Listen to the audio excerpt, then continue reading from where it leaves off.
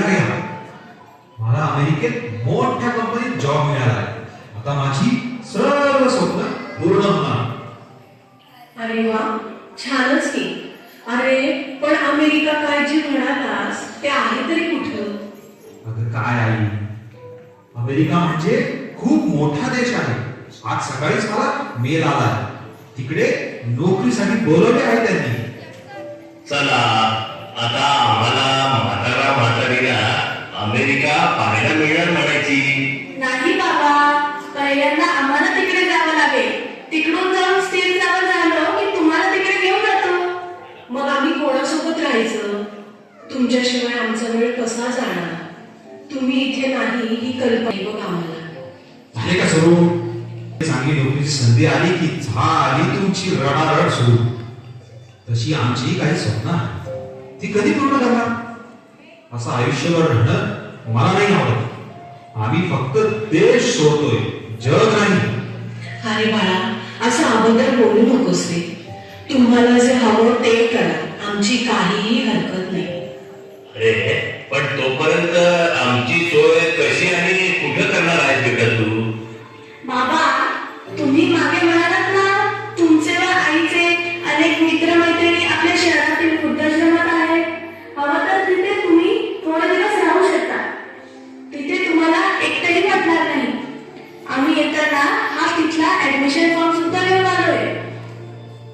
अरे बाळा, जर थोड्या दिवसांचाच प्रश्न असेल तर आम्ही इथेच राहतो ना आपल्या घरात. अहो बाबा, आम्हाला तिकडे जायचं आहे, म्हणजे खूप खर्च आहे. मी विचार करतोय आपले घर विकले तर त्या पैशातून आम्हाला तिकडे जाता येईल. तसं आता आपलं घर आता खूपच जुनं झालं आहे. अरे बाळा, असं म्हणू नकोस. जुनं जरी असलं तरी ते आपलं घर आहे. तुझा जन्म सुद्धा याच घरात झाला बरं, आणि आता हे विकायचं म्हणजे वाईट वाटतं रे. झालं कपाला दरडणानं सुरू. आम्ही काही करायचं म्हटलं की तुम्ही नेमकी आडवे येता. माझी प्रगती कोणालाच बघत नाही. अरे बाळा, असं कसं म्हणतोस तू? आम्ही फक्त इतकंच म्हणतात. वसुधा काही बोलू नकोस. बाळा, तुम्ही जसं म्हणाल तसं आम्ही करू. तो वृद्धाश्रमाचा फॉर्म बघ.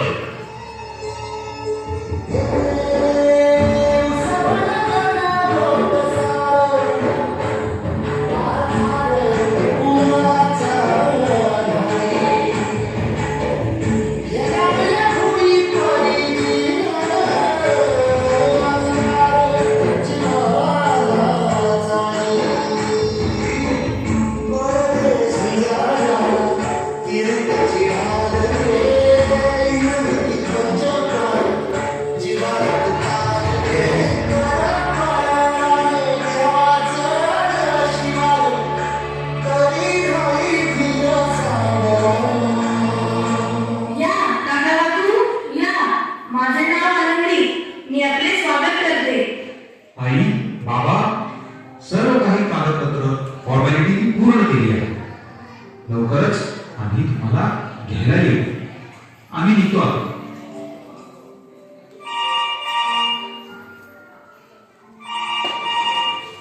हॅलो, अरे बाळा, मी बोलतेय. कसा आहेस? तुझी आठवण येते रे. आई, मी खूप कामात आहे, नंतर फोन करतो.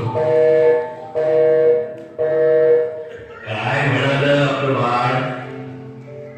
अहो, तो मीटिंग मध्ये आहे, फोन करतो म्हणा.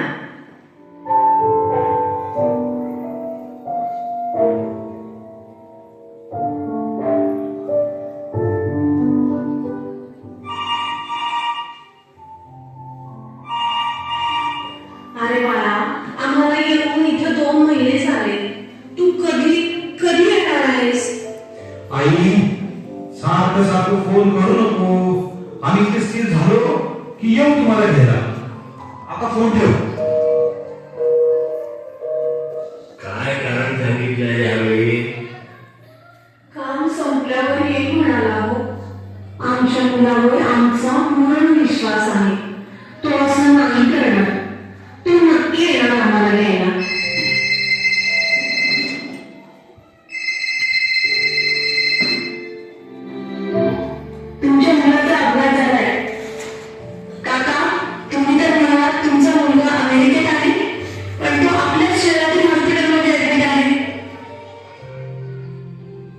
असं कसं होईल? जर तो अमेरिकेला गेलाच नाही तर मग इथे असूनही त्याने आम्हाला इथे का बोललाय? अहो, हे बोलायची ही वेळ नाहीये. चला पटकन हॉस्पिटलमध्ये.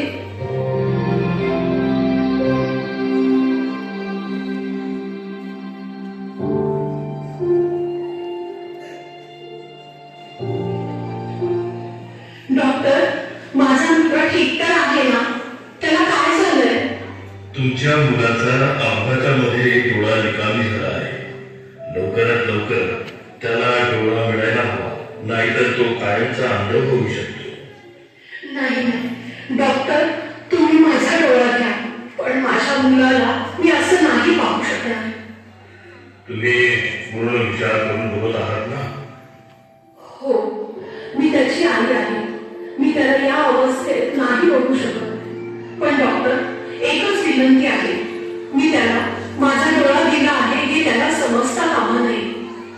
अगं वसुधा, तू हे काय बोलत आहेस? अहो, ते आपलं बाळ आहे. त्याची काळजी घेणं हेच तर आपलं कर्तव्य आहे ना. डॉक्टर साहेब, आम्ही इथे आलो होतो हे माझ्या मुलाला कळता कामा नये. ठीक आहे, हे सगळं फक्त एक आईच करू शकते.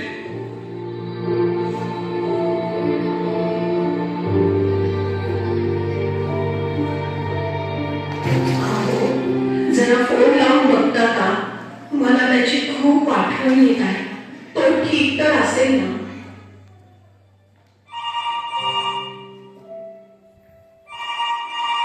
हॅलो बाळा, कसा आहेस? कधी येणार आहेस? अरे तुझी आई आजारी आहे, तिला एकदा येऊन भेटून तरी जा. हॅलो, हो बाबा, आम्ही येतो 2-3 दिवसात. आता फोन ठेवा. अहो, काय म्हणाला आपलं बाळ? ठीक तर आहे ना? मला शेवटचं तरी त्याला बघायचं आहे हो. अगं वसुधा, उठ ना. काय काय होतंय तुला? वसुधा, वसुधा, आनंदी, आनंदी बघ ना, हिला काय झालंय? वसुधा, वसुधा. नाही, असं होऊ शकत नाही. वसुधा, अगं उठ ना. अजून आपल्याला भरपूर जगायचं आहे. आपलं बाळ आपल्याला भेटायला येणार आहे.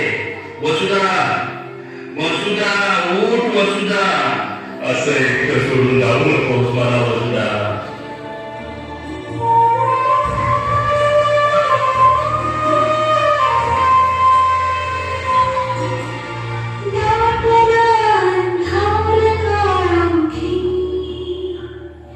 जी